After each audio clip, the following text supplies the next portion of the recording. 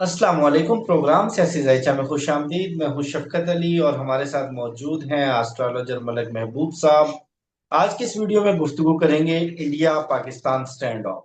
बज़ाहिर तो cease fire हो चुका है और मजीद नेक्स्ट 48 आवर्स के लिए सीज फायर एक्सटेंड भी हो चुका है, लेकिन इसी सीज फायर के दौरान दो बड़ी इंपॉर्टेंट डेवलपमेंट्स हुई। नरेंद्र मोदी की स्पीच, उनका अपनी कौम से खिताब, और उसके साथ साथ अमेरिकी सदर डोनाल्ड ट्रंप की भी गुफ्तगू सहाफियों के साथ, जिसमें उन्होंने इंकशाफ किया कि इंडिया पाकिस्तान एक न्यूक्लियर वॉर के दहाने पर पहुंच चुके थे। अमेरिका ने इंटरवेन किया, थ्रेट किया, और उसके बाद अमेरिका ने एक एटमी जंग को रुकवाया। और अभी की जो सूरत हाल है, काफी कॉम्प्लेक्स मंजरनामा नजर आ रहा है। बजाहिर सीज फायर है, लेकिन दूसरी तरफ से इंडियन साइड से जो बयानात और जिस तरह की धमकियां आ रही हैं, ये पूरी सूरत हाल मजीद आगे क्या रुख करेगी, जानते हैं इंडिया और पाकिस्तान का जायचा क्या बता रहा है। सर, बहुत शुक्रिया आपके वक्त का। My pleasure. शफकत भाई कैसे हैं? तो ना आज आप बहुत अल्हम्दुलिल्लाह सर, आप बताइए। टायर्ड हुए हुए हैं और काफी दिनों के बाद काम पे गए हैं। चलें, अच्छी बात है। अल्लाह करे पाकिस्तान में सब अमन और अमान रहे और लोग जो है महफूज रहें। लेकिन मेरे पास, मैंने आपको पहले कल भी व्लॉग में बताया था कि मेरे पास अच्छी खबरें नहीं है। वो हम्म। इसलिए क्योंकि जब मैंने दो तीन चीजों से और डीप रिसर्च की है, तो ये जो हम्म। कॉम्बिनेशन आगे जून जुलाई में बनने जा रहे हैं, ये हम्म। कॉम्बिनेशन वर्ल्ड वॉर 1 में थे। ठीक है हम्म। सर। लेकिन उस वक्त जो 9 के 9 प्लैनेट थे, उनकी पोजीशन ऐसी नहीं है। उसमें से 5 प्लैनेट की same position, same zodiac, same sign, सब चीज मैच कर रही है। लेकिन इसका मतलब ये नहीं है कि हम पुराने जो हिस्ट्री को लेकर नए के ऊपर पेस्ट करें। इसका मतलब ये है कि जो पुरानी हिस्ट्री है वो हमें ये इंडिकेट कर रही है कि आने वाले दिनों में ऐसे मामलात बनेंगे। और मैं पहले आपके चैनल में ये ब्रेकिंग न्यूज दे रहा हूँ कि जुपिटर जैसे ही 15 तारीख को नेक्स्ट हाउस में आएंगे, एंटर होंगे, तो मामलात में जो है ना आपको तेजी नजर आएगी। हर चीज में जल्दी, हर चीज में एकदम से उसके रिजल्ट सामने आने शुरू हो जाएंगे। उसकी वजह यह है कि जुपिटर की जो स्पीड है इस दफा अगले 8-9 सालों के लिए डबल हो जाएगी। तो हम्म। जुपिटर जो एक साइन में 1 साल रहता था हम्म। डायरेक्ट और रेट्रो पोजीशन में, अब से वो 2 साइनों में डायरेक्ट और रेट्रो। मतलब आप हम्म। उसकी स्पीड डबल यूं गिन सकते हैं कि जहां से लेके, मतलब मई से लेके सितंबर तक जुपिटर जेमिनाई में होगा, और सितंबर से लेके अक्टूबर नवंबर दिसंबर तक वो कैंसर में होगा। और फिर हम्म। वापस वो फॉल बैक करेगा, वापस जेमिनाई में आएगा और अपना जितनी जर्नी रहती है उस साइन की वो कंप्लीट हम्म। करेगा। तो ये जो मामलात हैं, इससे दुनिया में एक ये चीज तो जरूर आपके सामने आने वाली है कि जो वक्त है उसमें से बरकत खत्म हो जाएगी। मतलब आप ये हम्म। बोलेंगे कि यार, ये तो हमने अभी साल स्टार्ट किया था, ये तो साल खत्म होने को आया है। हम्म। मतलब आपको वक्त में अपने लिए टाइम, या अपने खानदान के लिए, या अपने फैमिली के लिए टाइम निकालना बहुत मुश्किल लगे। तो ये चीजें अब हम्म। आने वाले पूरे 8-9 साल रहेगी। ये तो हो गई हम्म। बातें। इंडिया पाकिस्तान के टॉपिक पर वापस आता हूं, तो उसमें जो मेजर रोल प्ले करने वाला है वो राहु करने वाला है।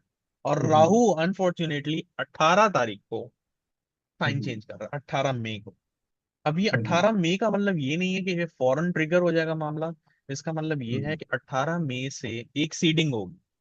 सीड, हम्म। जैसे मैंने आपको याद होगा, हमारी जितने भी व्यूअर्स हैं उन्होंने देखा होगा, हम्म। मैं 29 मार्च को बड़ा इम्फेसाइज कर रहा था कि ये उनतीस मार्च की बिल्कुल। जो डेट है ये सीड कर देगी कुछ ना कुछ। और आपने देखा 29 मार्च ने बजाय कुछ भी नहीं हुआ। मैंने आपको पहले भी कहा था हम्म। कुछ नहीं होगा, लेकिन आने हम्म। वाले दिनों में इसके रिजल्ट आने शुरू हो जाएंगे। और देखें, 22 अप्रैल को एक वाकया हो गया, उसके बाद back to back, back to back, किसी ने सोचा नहीं था मामलात किधर पहुंच गया। अब ये जो जंग है सर, ये 8-9 महीने की तवील मुद्दत इख्तियार हम्म। करेगी जी। हम्म। जिसमें से जून जुलाई बड़े क्रिटिकल होंगे। उसकी मेजर रीजन मैं आपको एस्ट्रोलॉजिकल इसलिए बता रहा हूँ, मार्च इस साइन से जैसे ही बाहर निकलेगा, तो वो हम्म। जाने वाला है नेक्स्ट साइन में, लियो। लियो वैसे ही फायरी साइन है और मार्स वैसे ही फायर है। तो मैंने जो आपको हम्म। बोला था कि जो हमारी स्टेब्लिशमेंट उसके ऊपर प्रेशर आना है, अब वो बड़ा खुल के हम्म। खेलेगा। अब हम्म। वो आपको जो है ना आपकी सोच से बढ़ के रिस्पॉन्स देने की हम्म। हालात में होगी। इसमें ये नहीं है कि हमारी स्टैब्लिशमेंट, इसमें हम्म। पूरी दुनिया की स्टैब्लिशमेंट में बहुत जो हम्म। उनके अंदर एक प्रेशर बना हुआ था, अब वो प्रेशर रिलीज होगा। They are able hmm. To take their own decision, और वो अपने हम्म। मामलात खुद डिसाइड करेंगे। तो ये जो आज अंदेशा हुआ है या इशारा हुआ है न्यूक्लियर वॉर का हम्म। इंडिया की तरफ से, मुझे नहीं लगता कि न्यूक्लियर वॉर होगी। अलबत्ता जिस तरह के खुदा ना हम्म। खास्ता ऐसे हालात हुए थे, मैं फिर से कहता हूँ अल्लाह ना करे, लेकिन इससे ज्यादा बुरे हालात होने वाले हम्म। अच्छा, अभी एक बड़ी इंटरेस्टिंग डेवलपमेंट हुई है। इस पूरी लड़ाई के बाद जो फ्रांस के राफेल तैयारे बनाने वाली कंपनी, उनके शेयर्स गिर गए, जेट एंड सी के शेयर्स बढ़ गए, और पूरी दुनिया कह लें पूरी वॉर इंडस्ट्री अट्रैक्ट हो रही है टुवर्ड्स चाइना वेस्ट से। और ये ऐसा लग रहा है जैसे आप इशारा कर रहे हैं कि ये बैटल फील्ड बनेगी, अगला जो पूरा मंजरनामा होगा आलमी सियासत का। तो इसमें किस तरह के आपको कॉम्प्लेक्स एक्टर्स नजर आ रहे हैं बैन अवी सियासत के? चाइना, अमेरिका, इसराइल, तुर्की, अजरबैजान, सऊदीया, ईरान, ये तो ऑलरेडी खुलकर आ चुके हैं। यूरोप साइड से कौन कौन नजर आ रहा है? सर। यूरोप से मुझे जो है ना, ज्यादातर फ्रांस आता है नजर। हम्म। उसकी वजह ये नहीं है फ्रांस तो कि आता ही राफेल है। राफेल की वजह से, लेकिन मुझे ऐसा लगता है कि आने वाले दिनों में फ्रांस, जर्मनी इन चीजों में पार्टिसिपेट करेंगे। लेकिन हम्म। वो मंजरे आम पे मुझे नहीं आता नजर आएंगे। बैकडोर हम्म। जरूर सपोर्ट करेंगे। इसके अलावा आपने ये जो बात की है, ये मैंने बात आपको शायद तब बताई थी जब ये कोई जंग का आगाज हो रहा था कि सर ये इंडिया हम्म। पाकिस्तान की जंग नहीं है, ये है बिल्कुल। बड़े मुमालिक की जंग, और प्लस हमारा इंडिया पाकिस्तान रहा। और उसमें भी अगर हम मजीद उसको मैग्नीफाइंग करें तो मुझे ऐसा लगता है कि आवाम, अब लोग हम्म। इंडिया के हों या पाकिस्तान के हों, आवाम पिस रही है, और ये पिसती रहेगी जब तक के मार्स नेक्स्ट साइन में नहीं जाएगा।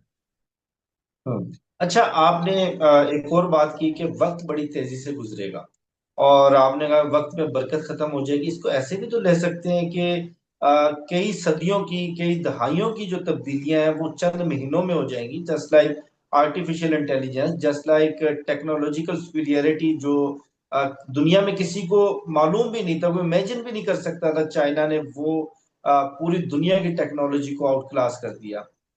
देखिए, चाइना ने आउट क्लास इसलिए किया है क्योंकि उनका अच्छा वक्त आ रहा है, और मैंने आपको बहुत पहले इंडिकेट कर दिया था, शायद जब टैरिफ वॉर चल रही थी। शायद आपने मुझसे एक सवाल किया था कि ये इस जंग में कौन जीतने वाला है, तो मैंने आपको बहुत पहले क्लियरली बोल दिया था कि सर चाइना विनर है। और हम्म। ये आप देख लें, वो टैरिफ वॉल भी खत्म हो गई है, उसको रिवर्ट बैक कर दिया, और ये चीजें चलती रहेंगी। लेकिन मुझे ऐसा लगता है कि चाइना हम्म। नेक्स्ट सुपर पावर, और जिसके हम्म। साथ चाइना है उसके बारे में यार है, कोई मसला ही नहीं है सर। अब आप समझ हम्म। जाए मैं किसकी बात कर रहा हूँ, पाकिस्तान। हम्म। लेकिन जो हालात हैं वो अभी बहुत शिद्दत इख्तियार करेंगे, वो हम्म। शिद्दत इख्तियार करेंगे। हम्म। अच्छा, आपने कहा कि न्यूक्लियर वॉर का कोई ऐसा खतरा नहीं है। हालांकि इंडिया की तरफ से भी आज यही धमकी आई है कि किसी तरह का न्यूक्लियर थ्रेट हम बर्दाश्त नहीं करेंगे। न्यूक्लियर डेटर्स को उन्होंने कह लें कि एक्सपेल किया, उसको अपोज किया कि अब ये बात नहीं चलेगी कि पाकिस्तान भी न्यूक्लियर स्टेट है और हम भी न्यूक्लियर स्टेट है। बड़े अग्रेसिव स्टेटमेंट्स आए। दूसरी तरफ न्यूक्लियर वॉर के खतरे के पेश नजर अमेरिका ने इंटरवेन किया। तो अमेरिका का जो साउथ एशिया में कंट्रोल है, क्या ये कायम दायम रहेगा, या इंडिया वो अपनी मन मर्जी ही करेगा? मुझे नहीं लगता कि अभी इनका इतना ज्यादा पावर रहने वाली है। वजह यह है कि इंडिया में जो अभी टाइम चला है, जो एस्ट्रोलॉजिकली दशा चली है, वो हम्म। बिल्कुल एक इस तरह की चली है कि वो आपको, जैसे आप कह सकते हैं कि एक बड़ा ही इगोइस्टिक पर्सन और बड़ा ही हम्म। Violent person.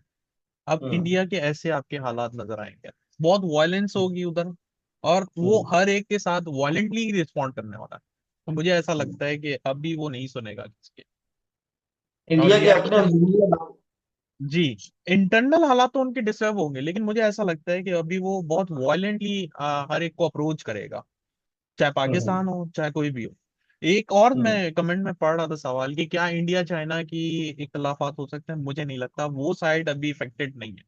लेकिन एक हम्म। बात जरूर दिखती है मुझे, इंडिया को पाकिस्तान और बांग्लादेश ये दोनों ऐसे ममालिक हैं जहां से इनको ट्रबल आएगी, ये बात हम्म। पक्की। चाइना नहीं करने वाला अभी कुछ भी। चाइना को खैर जरूरत भी नहीं है, क्योंकि चौधरी अपने मुंशी की हाथों किसी अपने अपोनेंट चौधरी को पिटवा दे तो चौधरी को खुद तो मैदान में आने की जरूरत नहीं रहती। बहरहाल, बहुत शुक्रिया मलक महबूब साहब आपके कीमती वक्त का। मुझे शफकत अली को, मलक महबूब साहब को दीजिए इजाजत। वीडियो के हवाले से फीडबैक जरूर दीजिएगा। इंशाल्लाह आपसे होगी फिर नेक्स्ट वीडियो में मुलाकात। अल्लाह हाफिज। शुक्रिया सर।